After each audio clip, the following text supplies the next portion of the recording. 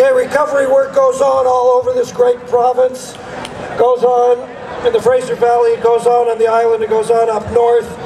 On Wednesday, I'm flying up to Prince George to do a bit of work with one of the recovery centers up there called Baldy Hughes. And we are very, very delighted that Steve has come down from Prince George to do some gratitude sharing with us. Steve from Baldy Hughes.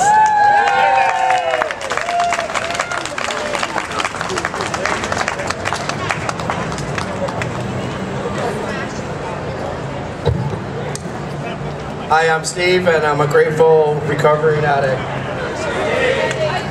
I'm a little nervous up here, but all I can say right now is that I'm very, very happy to wake up every morning now. I never used to. I would want to sleep as much as I possibly could, and I work at the kitchen up at Baldy Hughes, and I get up at 4 o'clock every morning, and I cannot wait to do it. So.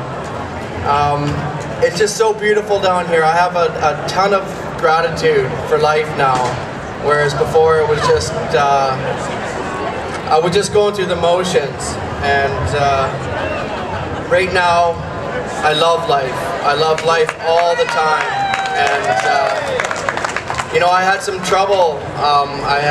My father passed away just recently, and I know for a fact that if I had not been up at Baldy Hughes and all the things that I learned up at Baldy Hughes, then I would have went out again, and I would have done a huge disservice to my father. And you know, I'm sure he's proud of me now. He was in recovery as well. He came up for my 1 year, and it was the best thing that could ever happen to me, for him to see me sober and happy, and that's all he wanted. So I'm extremely grateful to be here in this beautiful city, and I'm grateful to be in recovery, and I'm grateful to see everyone happy here and have a good time. See a lot of old friends here, so thank you very much.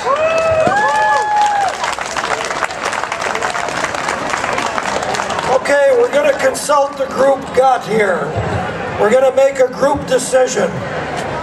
We were planning to do our march, which we'll explain in a second, at about 2 o'clock. But it's looking a little cool, and I think people are possibly getting a little restless. So here's the question: should we march now? Should we carry on for about another 15 minutes or so?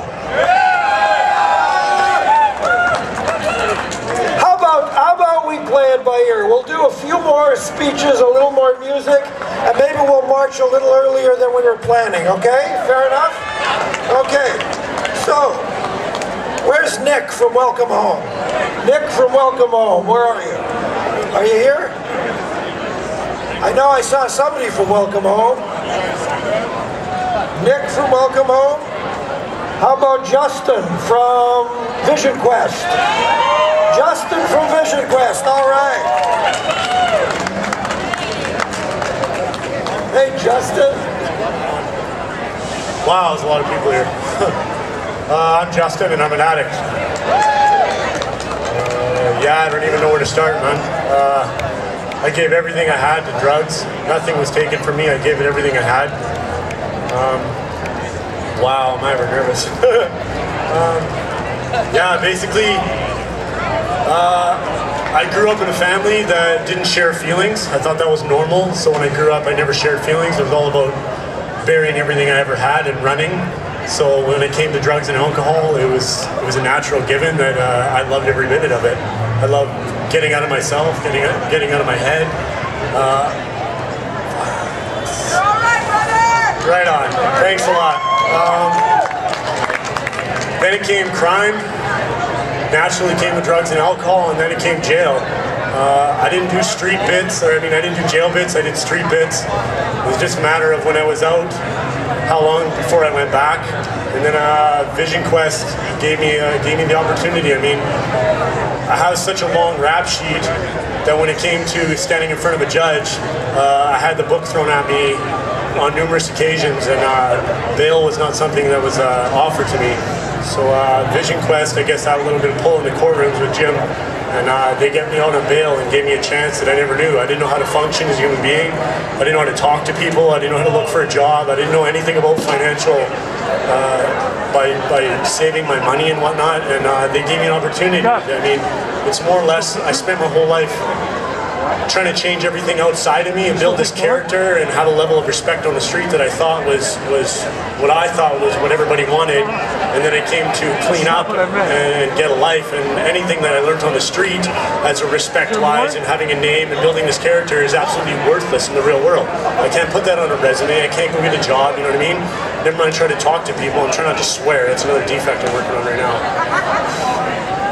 I don't know. I was just given the opportunity to, first of all, learn how to not pick up any mind-altering substance, and then from there on out, it was how to look at the inside of me to get a sponsor, someone that I could share everything I've ever done with from day one up until now, who could call me on my stuff. I avoid him at most times because I don't want to hear him call me on my shit, but that's just natural. Wow, there's a lot of freaking people. I don't know. Today I'm 2 months shy of 3 years clean, and that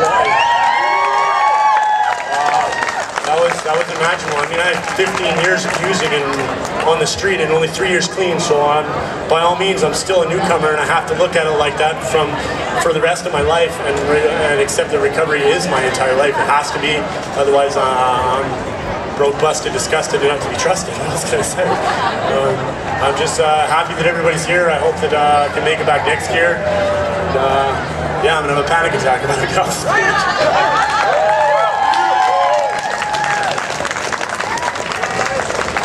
Okay, folks, we're going to have one more musical performance, and then we're going to go on the march. But the march will be led in a very interesting and particular way. So, let me tell you about this youngster. This kid is 13 years old. He wanted to raise some money for a charity, and the charity told him that you can't raise money for our charity because we need you to be over 16. So he said, well, that's no good, and he went to a coffee shop and he said, can I do a performance with my friends in front of your coffee shop and raise money for a charity? And they said, sure. So his dad, who's a friend of mine, said, hey, my son Michael's doing this concert and they're going to raise some money. So I went down on a Sunday in front of this cafe. One of the results was I met Danica, who sang that beautiful song. And this kid thinks he's Muddy Waters. he thinks he's Muddy Waters and Stevie Ray Vaughan. But let me assure you, for a 13-year-old kid, he's not only a beautiful person who went out of his way to raise a lot of money for charity, but he's very hot. Michael Mastracci.